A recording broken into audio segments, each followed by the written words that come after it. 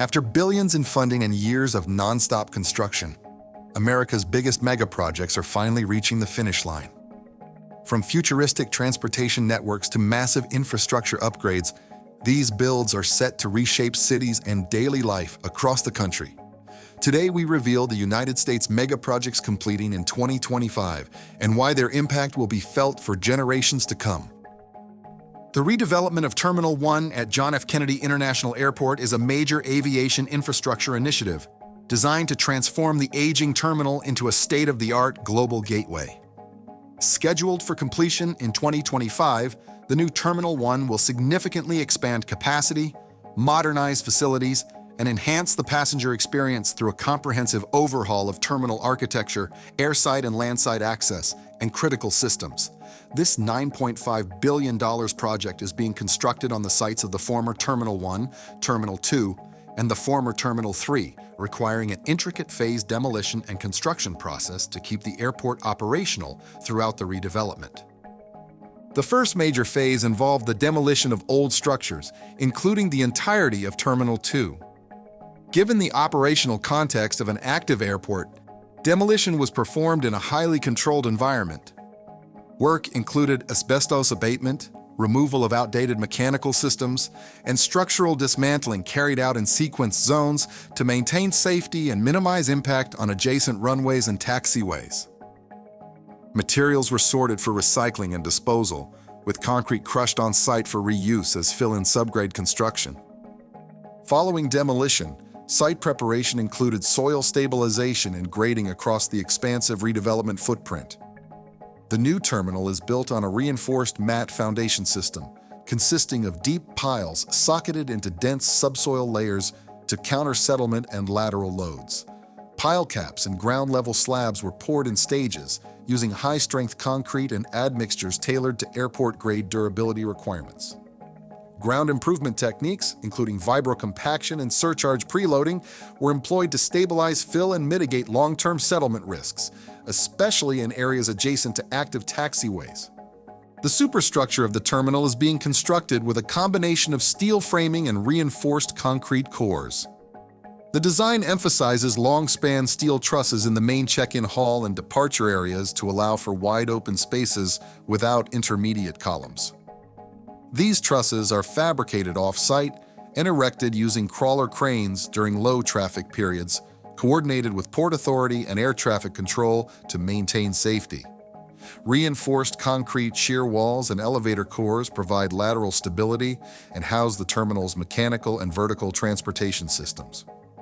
The new Terminal 1 will span over 2 million square feet, incorporating up to 23 wide-body aircraft gates upon full build-out.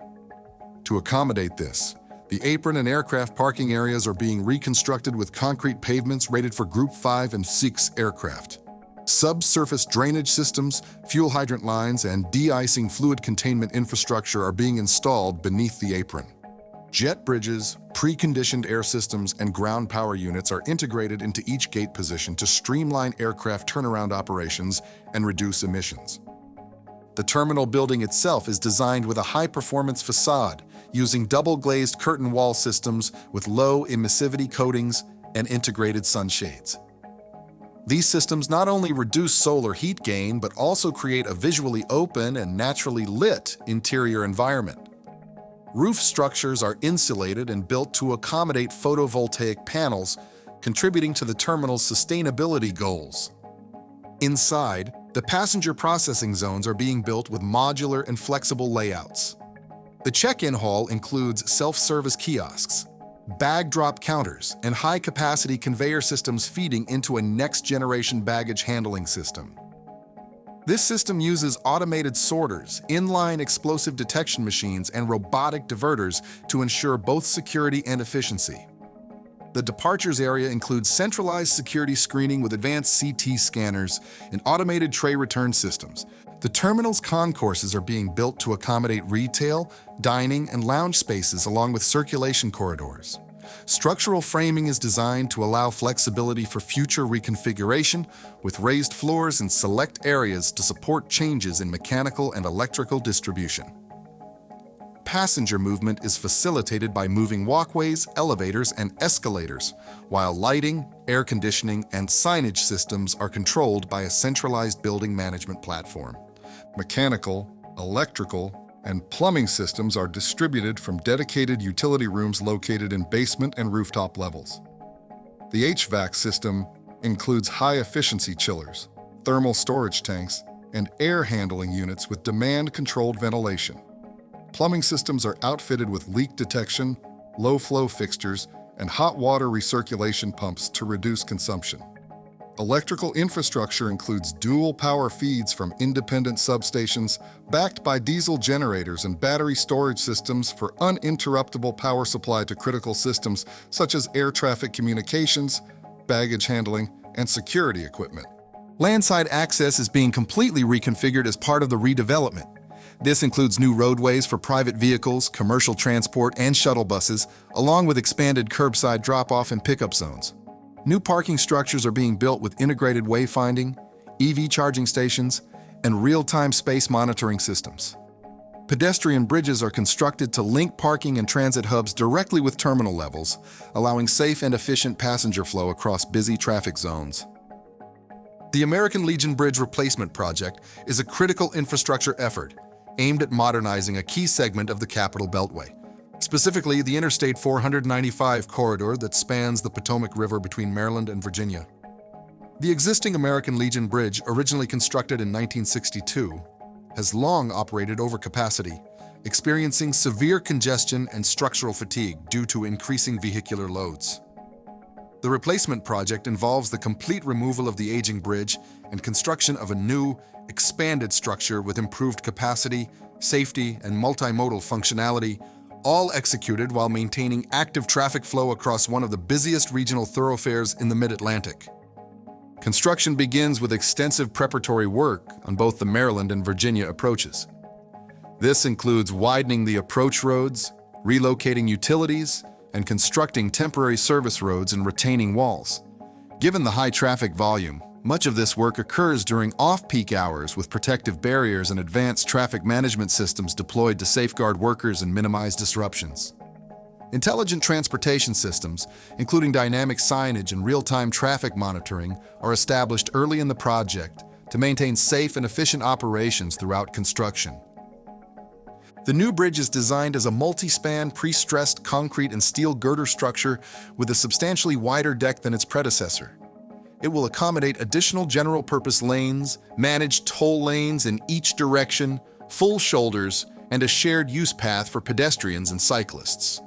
To support this expanded deck width, the new substructure includes larger piers and abutments constructed on deep foundations. Drilled shafts and driven steel piles are employed to reach load-bearing rock formations beneath the riverbed, with extensive underwater geotechnical investigations conducted to guide pile placement and sizing. Before the existing bridge can be removed, new bridge elements are constructed parallel to or in segments alongside the current bridge alignment. This phased construction approach minimizes the need for full closures, as traffic can be diverted to temporary bridge sections or shifted onto newly completed portions of the structure. Barges and temporary trestles are used to support materials transport and crane operations on the river, reducing dependency on land-based access and improving construction efficiency in the constrained corridor. The bridge superstructure consists of a composite steel girder and concrete deck system. Long-span steel girders are fabricated off-site, trucked to staging areas, and lifted into position using barge-mounted cranes and land-based crawler cranes. The girders are then spliced and secured using field welding and bolted connections. Once in place, the cast-in-place concrete deck is poured in sections, using form travelers and screeding equipment to ensure uniform thickness and surface smoothness. The deck is reinforced with high-strength steel rebar and includes post-tension tendons for enhanced performance under dynamic traffic loading. Drainage and expansion systems are integral to the bridge's durability. Deck drains, scuppers, and downspouts are installed to direct stormwater into collection systems without discharging directly into the river. Expansion joints and elastomeric bearings accommodate temperature-induced movements and vehicular loading, while corrosion-resistant materials and coatings are specified throughout to withstand de-icing chemicals and riverine humidity.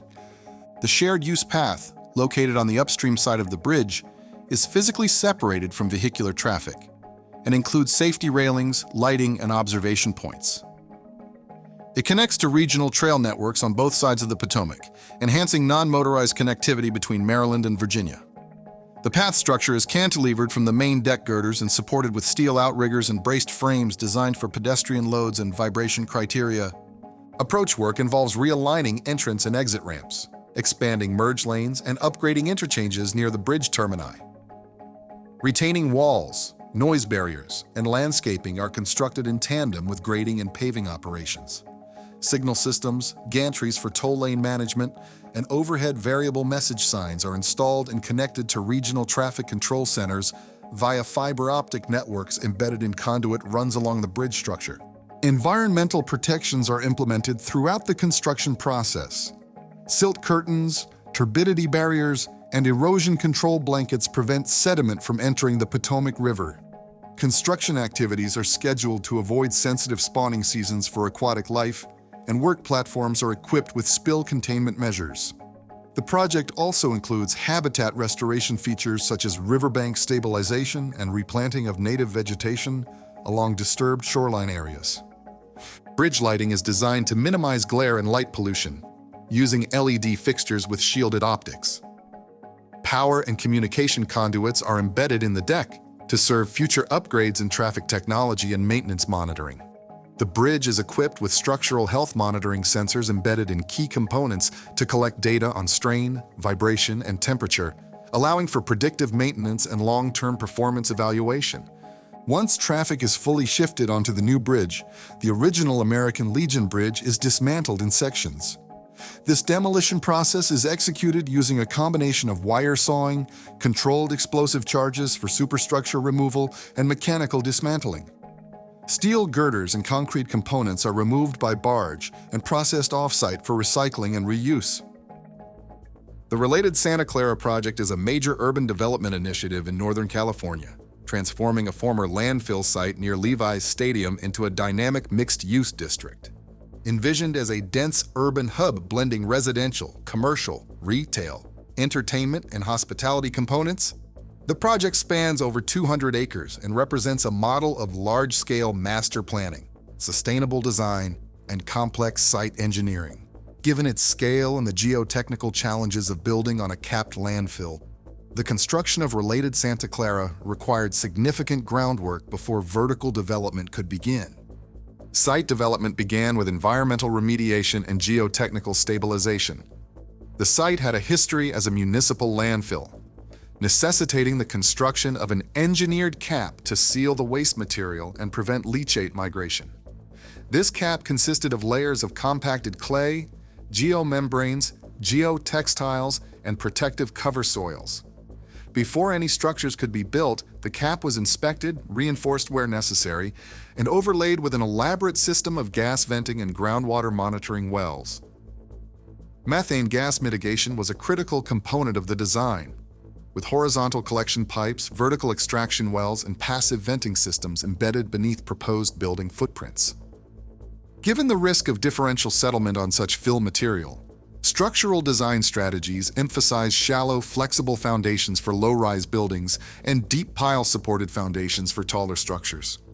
Load-bearing elements were designed with settlement tolerances in mind, and slab-on-grade floors were decoupled from building frames using isolation joints and subgrade void forms. All utilities and infrastructure conduits were routed in flexible, jointed systems to accommodate ground movement, with multiple access points for maintenance and inspection.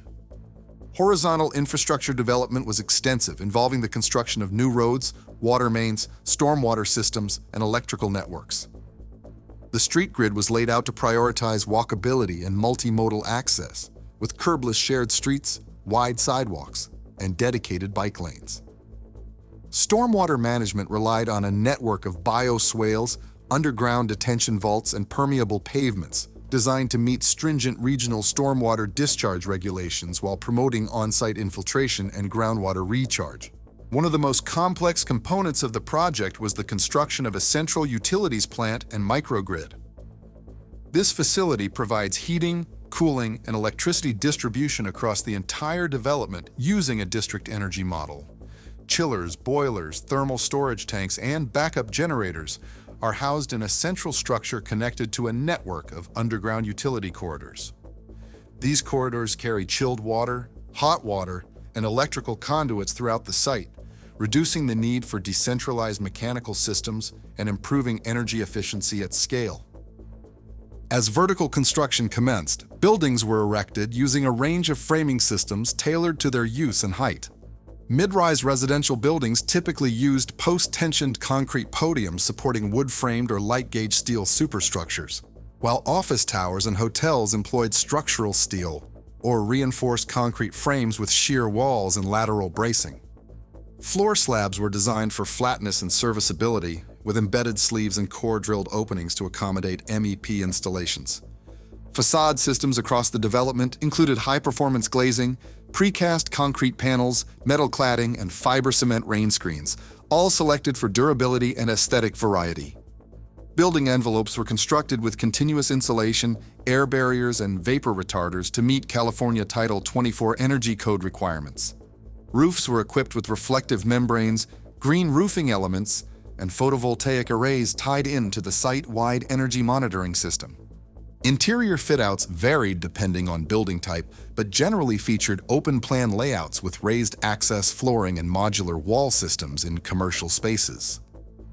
Residential units were built with acoustic-rated wall assemblies, energy-efficient appliances, and low-flow plumbing fixtures. Retail shells were delivered with basic utilities stubbed to tenant spaces, allowing for customization during future tenant improvements. Open space and landscape architecture played a central role in the master plan, with a significant portion of the site dedicated to parks, plazas, and pedestrian corridors. Structural soil cells were installed beneath sidewalks to support street tree root growth and promote long-term canopy development. Irrigation systems used non-potable water sourced from a recycled water facility and monitored by smart controllers for efficiency. Public art installations, integrated lighting, and site furnishings were deployed to enhance usability and identity across the district. Transportation infrastructure included structured parking garages, transit shuttle drop-offs, and future-proofed provisions for autonomous vehicle integration. All parking structures featured EV charging stations, with conduits sized for future capacity increases. Bicycle storage rooms, lockers, and repair stations were incorporated into each block to support active transportation. Throughout construction, logistics were tightly managed to coordinate multiple contractors working across different zones. Site-wide scheduling tools, digital modeling, and construction sequencing simulations ensured that trades did not interfere with each other and that materials were delivered just in time. Erosion control measures, dust suppression systems, and noise barriers were enforced to minimize environmental impacts on neighboring communities and sensitive habitats along the nearby Guadalupe River corridor. The Southeast Connector, officially known as the Southeast Connector Project, is a significant transportation infrastructure initiative located in Reno and Sparks, Nevada. Its purpose is to create a vital arterial roadway linking the southern and eastern regions of the Truckee Meadows area, improving regional connectivity, alleviating congestion, and supporting long-term economic development. The project spans approximately 5.5 miles and crosses environmentally sensitive wetlands, floodplains, and existing utility corridors. Its construction required an integrated engineering approach that accounted for hydrology, geotechnical stability, traffic flow, and environmental stewardship. The first phase of construction began with extensive site clearing and grading across the alignment, which traverses areas of previously undeveloped land, sections of the Truckee Meadows floodplain, and former military installations. To prepare the ground for heavy roadway infrastructure, over-excavation and recompaction were performed in areas with poor soil-bearing capacity. Geotechnical surveys identified zones requiring ground improvement, particularly in the marshy areas surrounding the northern end of the corridor. Ground improvement techniques included surcharging, wick drains, and the use of geotextile reinforced embankments to control settlement and increase subgrade stability. The roadway was built on a raised embankment for much of its length to prevent inundation during flood events and to allow for effective stormwater management. Structural fill material, including engineered gravel and crushed rock, was placed in compacted lifts to construct a stable road base. The roadway section includes multiple travel lanes in each direction, shoulders, bike lanes, and a multi-use path, accommodating both vehicular and non-motorized traffic. Median barriers, traffic signage, and roadway lighting were installed to enhance safety and visibility. One of the defining engineering features of the Southeast Connector is the number of bridges and culverts required to cross watercourses and wetland areas. The most prominent of these is the large bridge over the Truckee River, which required deep foundations using driven steel piles embedded into dense subsurface strata. The superstructure consisted of pre-stressed concrete girders and cast-in-place deck slabs designed to accommodate vehicular loading and seismic activity common to the region. Smaller bridges and box culverts were constructed at wetland crossings to maintain hydrologic continuity and allow for wildlife passage beneath the roadway. A central design consideration was floodplain interaction. The project corridor is situated in a basin that serves as a natural floodplain during extreme weather events. To mitigate flood risk and maintain flood capacity, engineers constructed large stormwater detention basins and conveyance channels adjacent to the roadway. These features are integrated with box culverts and drainage structures designed to manage runoff and attenuate peak flows. Hydraulic modeling was used to design these systems, ensuring that the new infrastructure would not adversely impact downstream properties or ecosystems. Extensive environmental mitigation and habitat preservation measures were integrated throughout the construction. The alignment required the relocation of sensitive species, the restoration of disturbed wetlands, and the preservation of existing vegetation where possible. Wetland mitigation included the excavation and grading of replacement wetland areas, installation of native plant species, and long-term hydrologic monitoring to ensure functional equivalence to the impacted habitat. Erosion control measures such as straw wattles, silt fencing, and temporary detention basins were deployed during construction to prevent sediment discharge into natural waterways. The project also involved the relocation and protection of existing utilities, including water mains, sewer lines, gas lines, fiber optic cables, and power transmission infrastructure. Coordinating these utility adjustments required phased shutdowns and rerouting, which were timed to minimize service disruptions. Underground utility corridors were constructed with reinforced concrete encasement in areas of high traffic loading, and all utility crossings were carefully coordinated with the vertical and horizontal alignment of the new roadway. Intelligent Transportation Systems infrastructure was incorporated into the design to support future traffic management and monitoring. This includes traffic signal controllers, vehicle detection sensors, overhead variable message signs, and camera systems integrated with the Regional Traffic Operations Center. These technologies allow for real-time traffic updates, incident response coordination, and improved safety for corridor users. Pedestrian and cyclist infrastructure was also prioritized. The entire length of the Southeast Connector includes a separated, paved, multi-use path designed for both recreational and commuter use. Grade-separated crossings and protective barriers enhance safety for non-motorized users. Trailheads with parking, lighting, and informational signage were developed at key access points, encouraging public use and improving community connectivity. Construction sequencing was managed to maintain local access, protect environmentally sensitive areas, and ensure continuous progress through seasonal weather changes. Major earthworks were scheduled for dry months, while bridge and drainage construction proceeded during cooler seasons with controlled dewatering and water quality monitoring. Daily inspections and environmental compliance reporting were conducted to maintain adherence to permits and minimize ecological impacts. The O'Hare 21 Terminal Expansion is a transformative aviation infrastructure program designed to reimagine Chicago O'Hare International Airport for the demands of 21st century air travel. At the heart of the program is the replacement and expansion of Terminal 2 with a new global terminal, along with the construction of 2 new satellite concourses, an extensive modernization of existing terminal facilities. This multi-billion-dollar initiative involves complex phasing, advanced construction techniques, and tight coordination with airport operations to ensure uninterrupted service throughout the project's delivery. Site preparation began with the demolition of ancillary buildings, relocation of utilities, and reconfiguration of aircraft taxiways and service roads surrounding Terminal 2. Given the proximity to active runways and operational terminals, safety and logistics planning were paramount. Construction staging areas were established on airside and landside zones, complete with dust control systems, lighting, fencing, and noise monitoring. Crews implemented an array of protective measures to shield live taxiways, including jet blast deflectors, reinforced barriers, and safety exclusion zones. The replacement of Terminal 2 with the new O'Hare Global Terminals required complex foundational engineering to support a significantly larger and more structurally ambitious building. The substructure design utilized a grid of deep foundations composed of drilled shafts extending into glacial till and bedrock, with pile caps and grade beams forming the structural base. The mat foundation was poured in large segments with high-strength concrete using thermal control techniques to manage the heat of hydration and ensure structural integrity.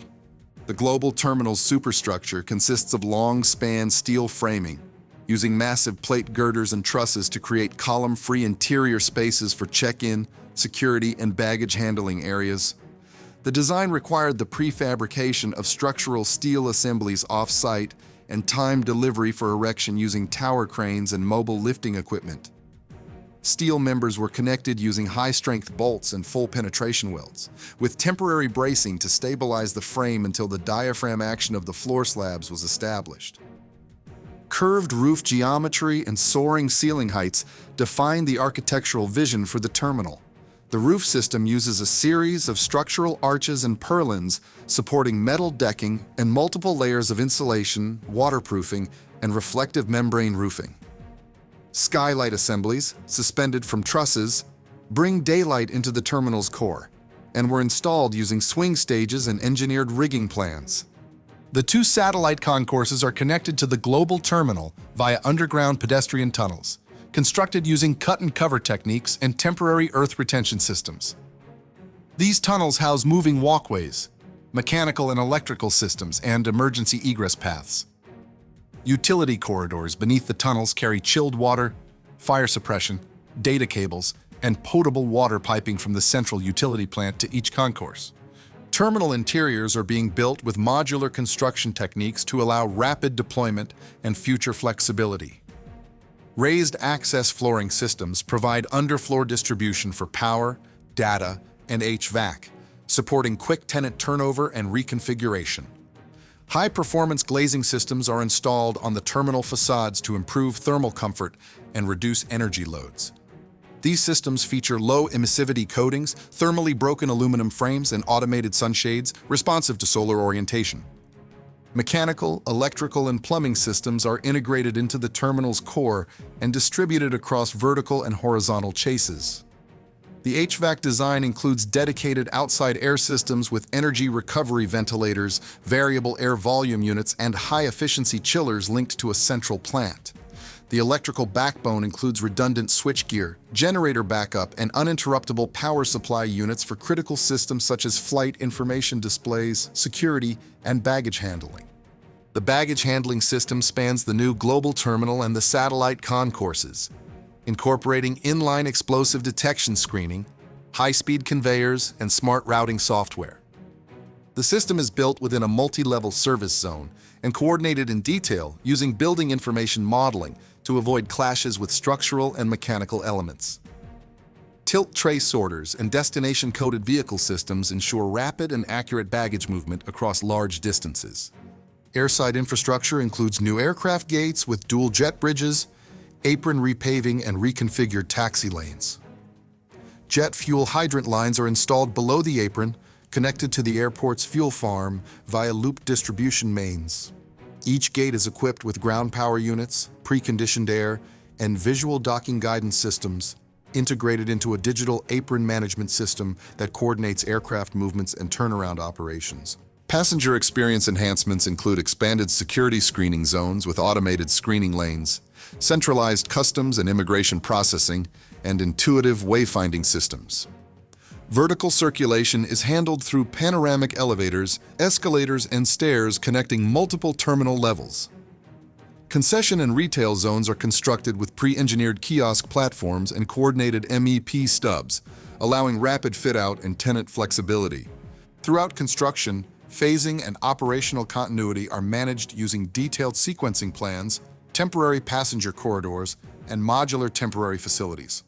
Security zones are maintained with physical barriers, credentialed access, and 24/7 surveillance.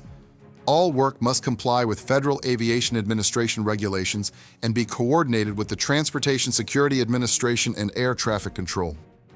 The Springfield Rail Improvements Project is a comprehensive transportation infrastructure initiative designed to enhance rail operations, vehicular traffic flow, and safety within the city of Springfield, Illinois. Located along the primary north-south corridor for freight and passenger rail in central Illinois, this project addresses long-standing issues related to at-grade crossings, traffic delays, emergency vehicle access, and community connectivity. It involves the realignment of rail lines, construction of new underpasses and overpasses, installation of modern signaling systems, and the development of consolidated corridors to better manage the coexistence of rail in urban environments. The core of the project is the consolidation of multiple existing rail corridors onto a single, upgraded alignment along the 10th Street corridor, which will serve as the main north-south route for both freight and Amtrak passenger trains. This realignment requires the relocation of tracks previously running along the 3rd Street corridor. As part of this shift, new double-track sections are constructed using continuously welded rail on concrete ties, supported by engineered ballast and subballast layers. Subgrade preparation involved excavation to remove unstable soil, replacement with select fill, and compaction to achieve the necessary bearing capacity and drainage properties. The new corridor includes improvements to the track profile, geometry, and elevation to ensure compliance with modern rail standards.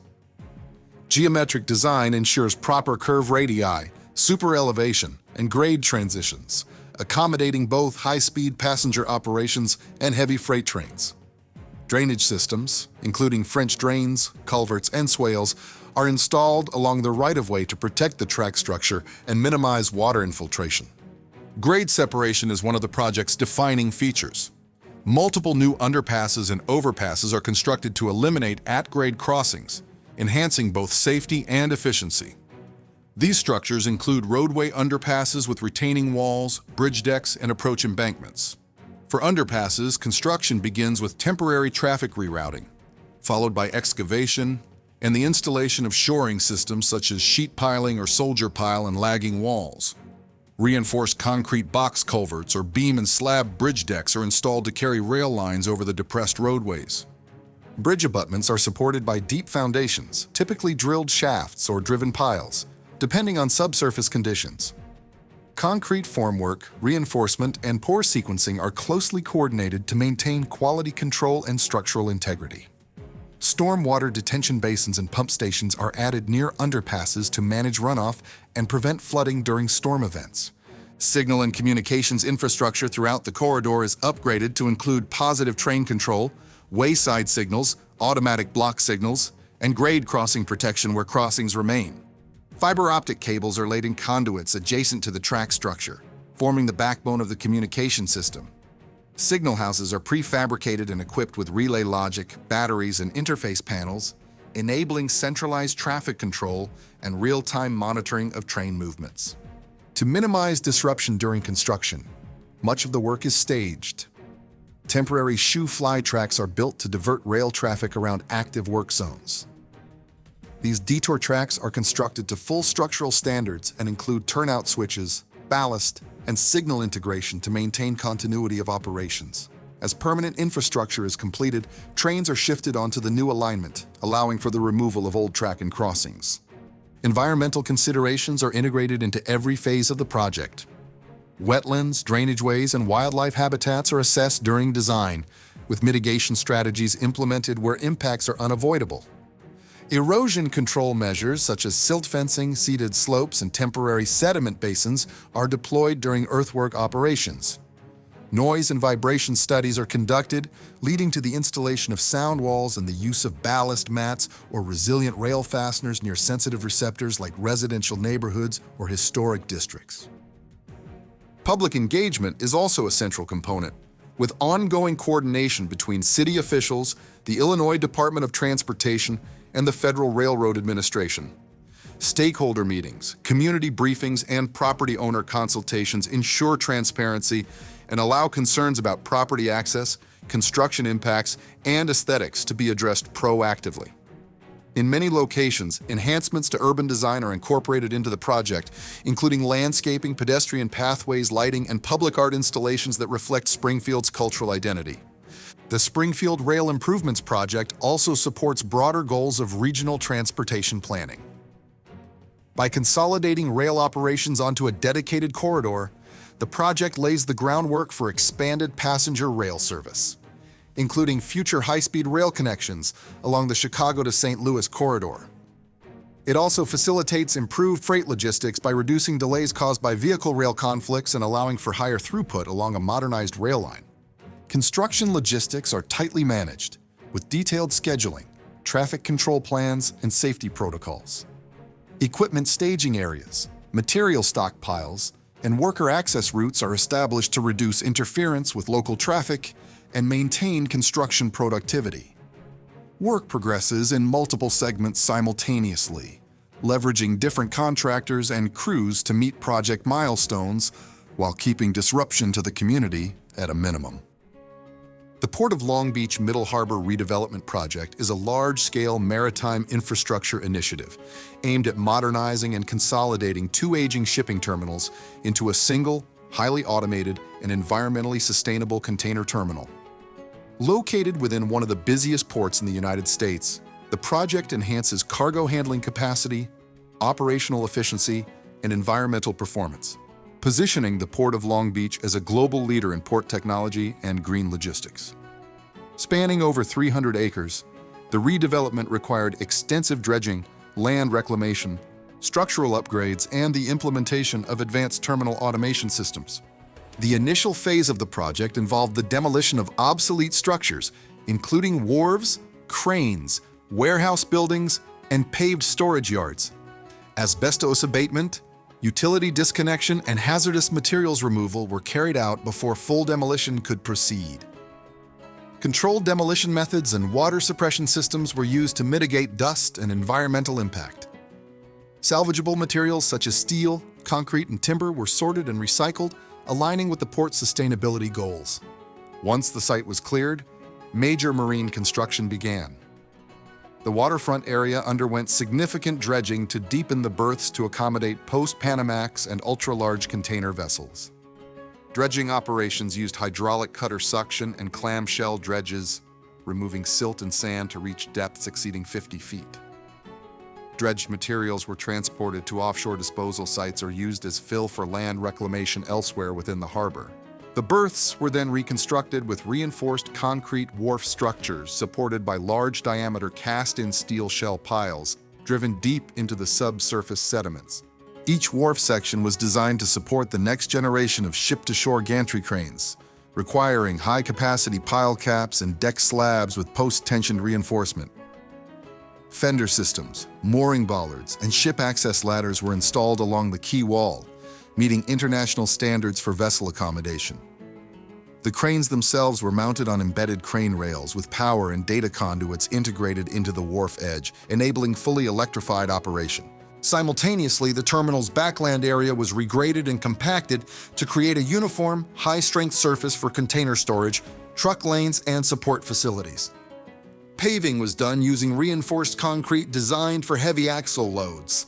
A network of subsurface utilities, including stormwater drains, electrical conduits, water mains, and fire protection loops, was installed below grade, coordinated through 3D modeling to avoid conflicts and streamline future maintenance.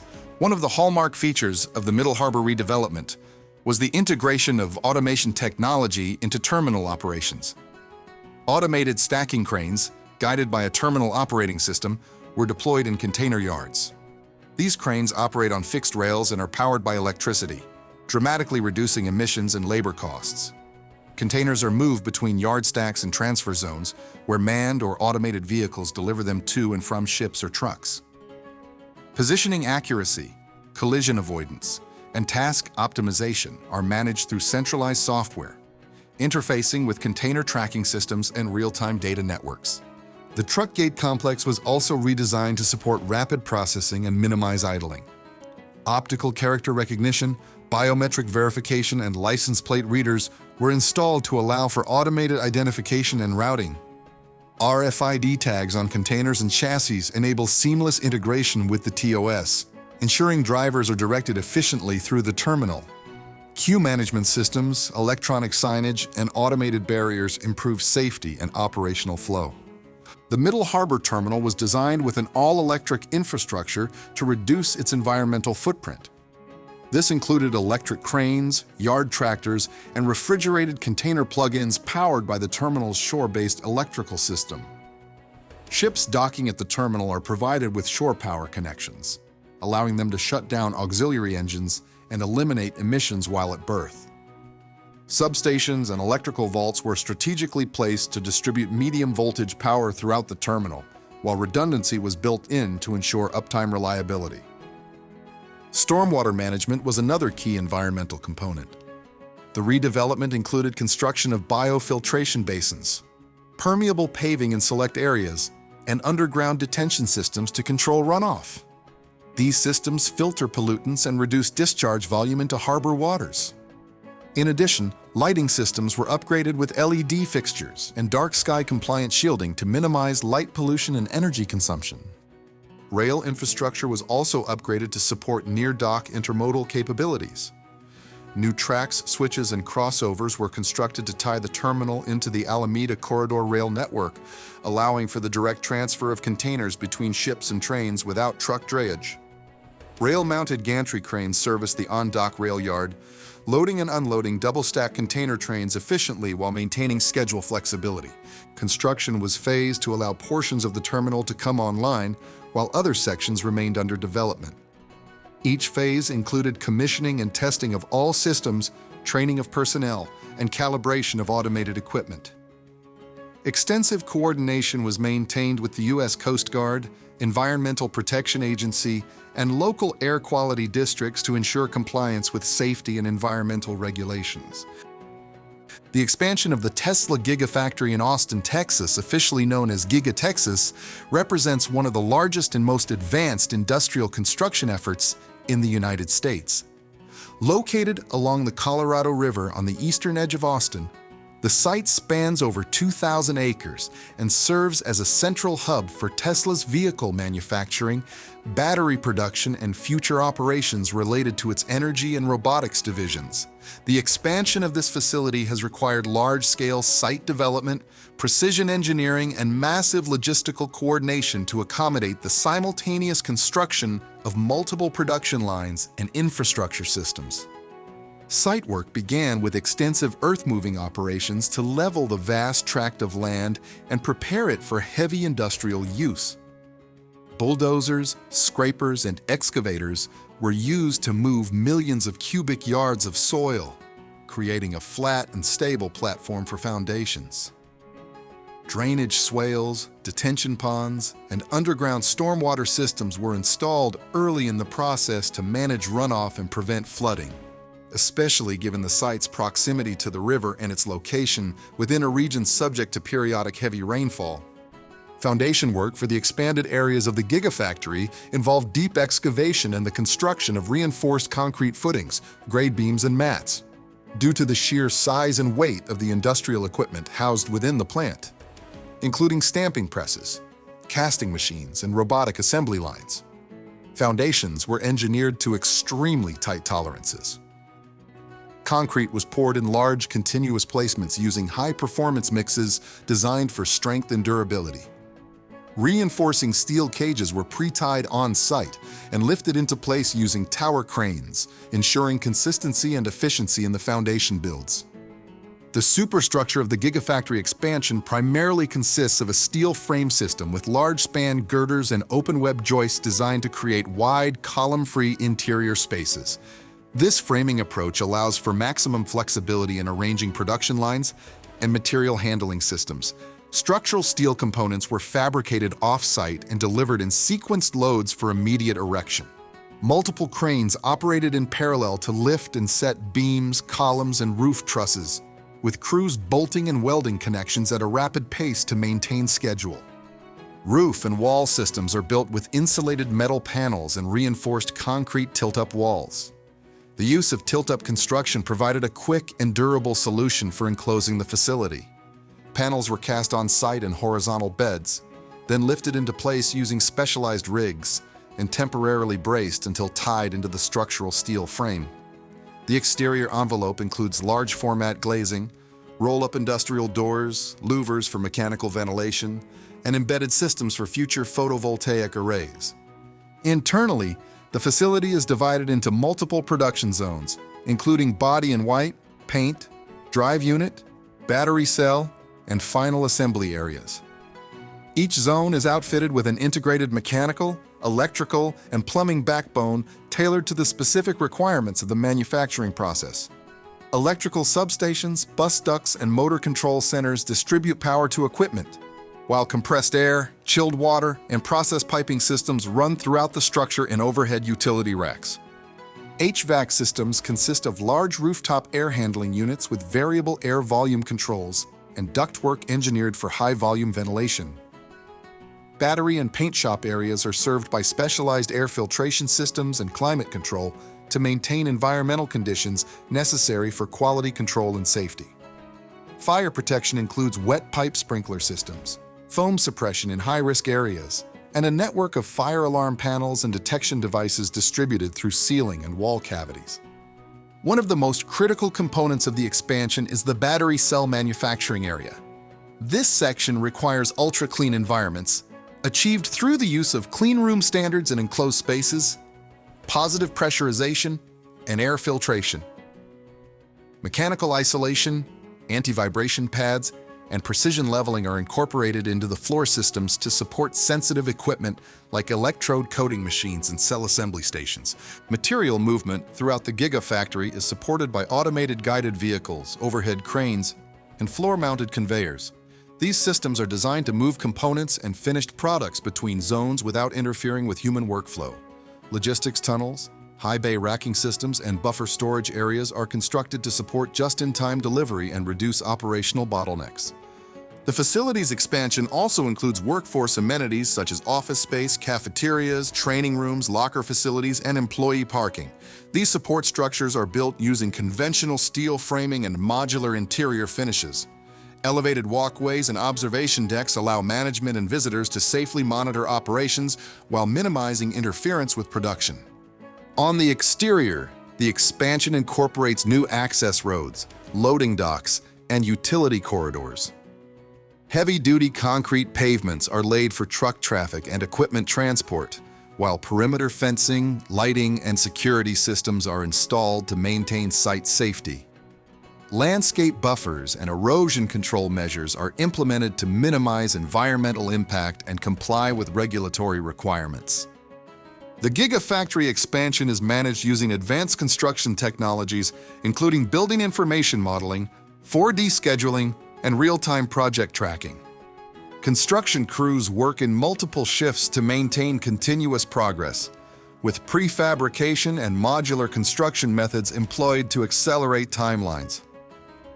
The construction of the Intel semiconductor fabrication plant in Arizona, part of a multi-billion-dollar investment in domestic chip production, is a highly advanced industrial project that combines precision engineering, extreme cleanliness requirements, and massive mechanical and electrical infrastructure.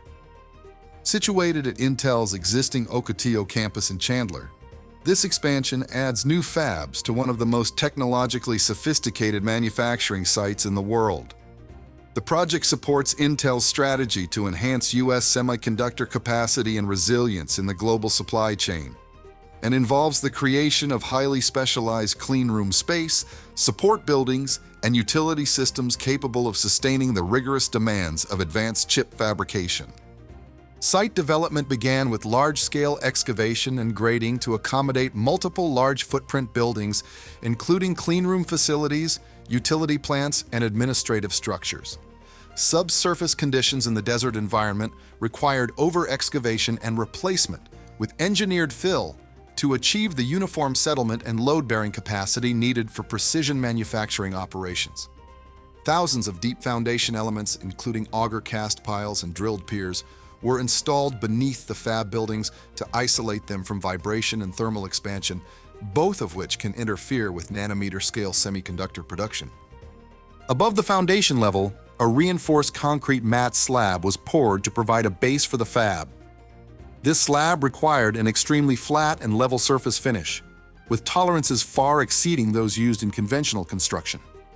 Specialized concrete mixes were used to control shrinkage and thermal cracking, with continuous placement operations and finishing conducted under tightly controlled environmental conditions.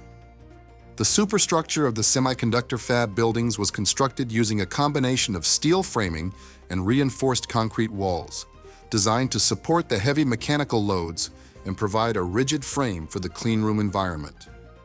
The cleanroom floors were constructed using raised access systems, which allow for the routing of process utilities, electrical conduits, and airflow distribution beneath the floor surface. These systems are supported by structural steel decks designed to limit deflection and vibration to imperceptible levels. One of the most complex aspects of the Intel fab construction is the integration of its process support infrastructure. Semiconductor manufacturing requires ultra-pure gases, deionized water, high-voltage electrical power, vacuum systems, and chemical waste handling, all of which must be delivered and maintained with absolute precision. Gigantic central utility buildings were constructed adjacent to the fab to house air compressors, chillers, scrubbers, water treatment systems, and gas cabinets. These systems feed into the fab through an intricate network of insulated stainless steel piping, double-walled chemical lines, and redundant electrical feeders, all routed through dedicated utility corridors and mechanical chases. HVAC systems for the fab are designed to maintain cleanroom conditions in accordance with ISO Class 1 to Class 5 standards, depending on the process zone. These systems involve massive air handling units that filter air through high-efficiency particulate air and ultra-low penetration air filters, delivering laminar airflow through the cleanroom ceiling. Air change rates are among the highest of any building type, and temperature, humidity, and particulate levels are continuously monitored and adjusted by automated building management systems. The cleanrooms themselves are modular in construction, with prefabricated panels used to form walls, ceilings, and integrated air plenums. Interior finishes are composed of non-shedding, electrostatically dissipative materials that resist chemical corrosion and minimize contamination risk. Workers must pass through multi-stage gowning areas, air showers, and decontamination chambers before entering these spaces, and construction crews must follow similar protocols during the fit-out phase. Electrical infrastructure is equally critical, as semiconductor fabs consume vast amounts of power with a need for extremely reliable delivery. On-site substations, switchgear, uninterruptible power supplies, and emergency generators are installed in layered configurations to support continuous operation. Power quality is managed through real-time monitoring and conditioning systems to prevent voltage fluctuations or outages that could compromise sensitive fabrication tools. Process tool installation represents a major component of fab construction. These tools, which include photolithography scanners, etchers, ion implanters, and chemical vapor deposition chambers, are extremely sensitive and must be installed on vibration-isolated foundations with precise alignment. Tool hookup involves hundreds of connections for process gases, liquids, vacuum, and data communications. Each tool is commissioned individually and tested extensively before being certified for production. To manage water use, the site features a cutting-edge water reclamation plant that recycles process water for reuse in cooling towers and rinse processes. This system is critical in Arizona's arid climate and is one of the most advanced water sustainability efforts in industrial manufacturing. Waste treatment systems also neutralize and separate chemical byproducts for proper disposal, in compliance with federal and state environmental regulations. Construction was carried out using lean methodologies and building information modeling, enabling real-time coordination between trades and minimizing clashes between complex mechanical systems. Prefabrication was employed extensively for piping racks, electrical skids, and modular wall panels to accelerate installation and reduce site congestion. With thousands of workers on site daily, logistics were managed using zone scheduling, digital tracking, and real-time communication tools to maintain progress and safety. The GreenLink West Transmission Line is a major electrical infrastructure project in the state of Nevada, designed to enhance grid reliability, support renewable energy integration, and increase transmission capacity across the western region of the state. Developed by NV Energy, this transmission corridor spans approximately 300 miles, connecting the Las Vegas area in the south to the Fort Churchill substation near Yerington in the north. The project represents a foundational component of Nevada's broader GreenLink Nevada initiative, intended to transform the state's electrical grid and facilitate access to clean energy resources while improving resiliency and operational flexibility. Construction of the GreenLink West project begins with detailed route planning and environmental assessment as the alignment traverses vast expanses of public and private land, including Bureau of Land Management territory, tribal lands, and rural communities. Environmental permitting requires in-depth analysis of habitats, cultural resources, hydrology, and visual impacts. Once regulatory approvals are secured, fieldwork starts with land surveying, geotechnical borings, and the establishment of construction access routes.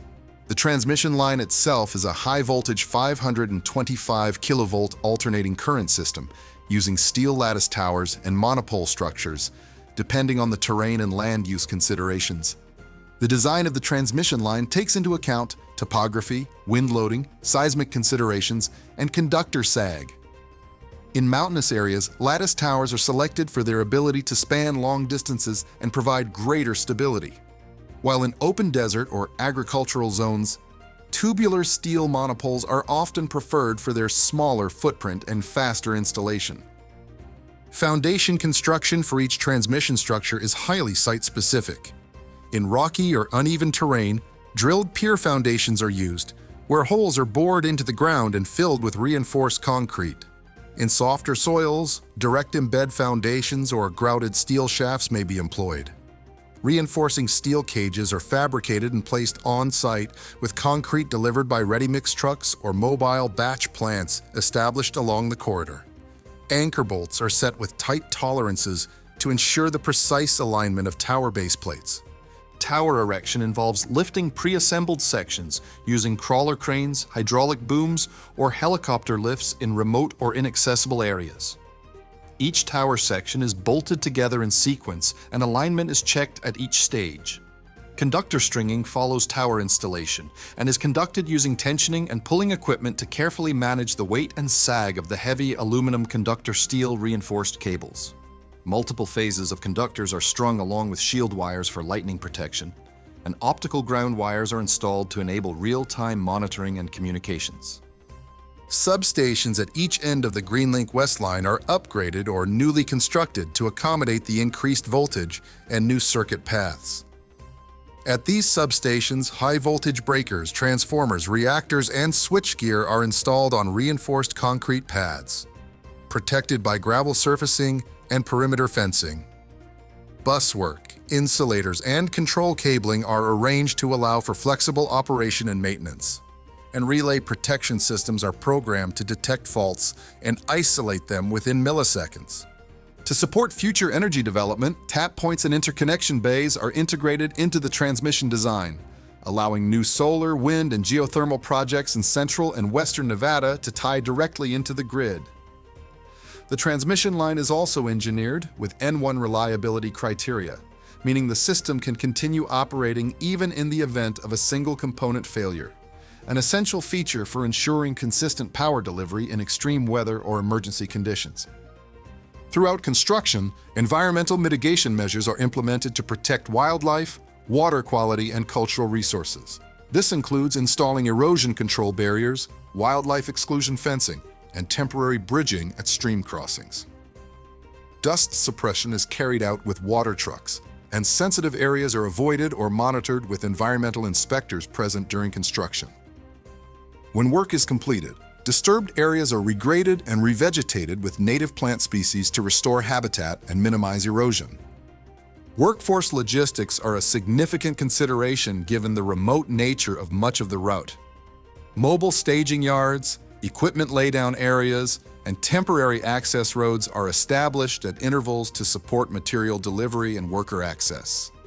Helicopter operations are scheduled to transport components and personnel to difficult-to-reach locations, especially in rugged mountainous zones where road access is limited or environmentally restricted. Digital construction management tools, including GIS-based routing systems, remote sensing data, and real-time construction monitoring platforms, are employed to coordinate crews, document progress, and track compliance with safety and environmental requirements. A central command center oversees construction phasing and coordinates with utility operations to avoid service disruptions and ensure synchronization with other grid infrastructure projects.